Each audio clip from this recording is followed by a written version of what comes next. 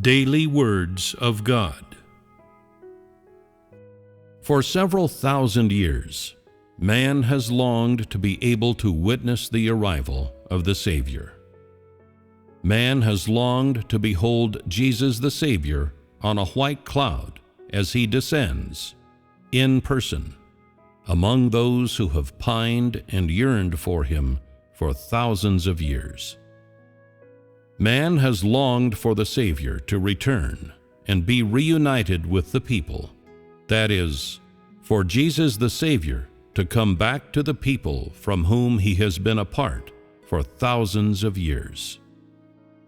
And man hopes that he will once again carry out the work of redemption that he did among the Jews, will be compassionate and loving toward man, will forgive the sins of man, bear the sins of man, and even bear all of man's transgressions, and deliver man from sin.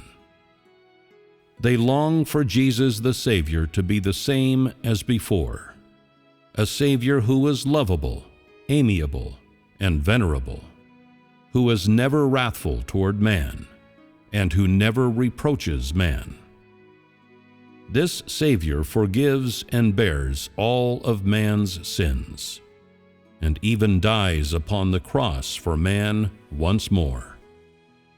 Since Jesus departed, the disciples who followed him, and all of the saints who were saved thanks to his name, have been desperately pining for him and awaiting him. All those who were saved by the grace of Jesus Christ during the age of grace have been longing for that joyful day during the last days, when Jesus the Savior arrives on a white cloud and appears among men. Of course, this is also the collective wish of all those who accept the name of Jesus the Savior today. Throughout the universe, all those who know of the salvation of Jesus the Savior have been desperately yearning for the sudden arrival of Jesus Christ, to fulfill the words of Jesus when on earth, "I shall arrive just as I departed." Man believes that following the crucifixion and resurrection, Jesus went back to heaven upon a white cloud and took his place at the Most High's right hand. Similarly, man conceives that Jesus shall descend again upon a white cloud among those who have desperately yearned for him for thousands of years, and that he shall bear the image and clothes of the Jews. After appearing to man, he shall bestow food upon them, and cause living water to gush forth for them, and shall live among man, full of grace and love, living and real, and so on. Yet Jesus the Savior did not do this. He did the opposite of what man conceived. He did not arrive among those who had yearned for his return, and did not appear to all men while riding upon the white cloud. He has already arrived, but man does not know him, and remains ignorant of his arrival. Man is only aimlessly awaiting him, unaware that he has already descended upon a white cloud, and is now among a group of overcomers that he will make during the last days. Man does not know this.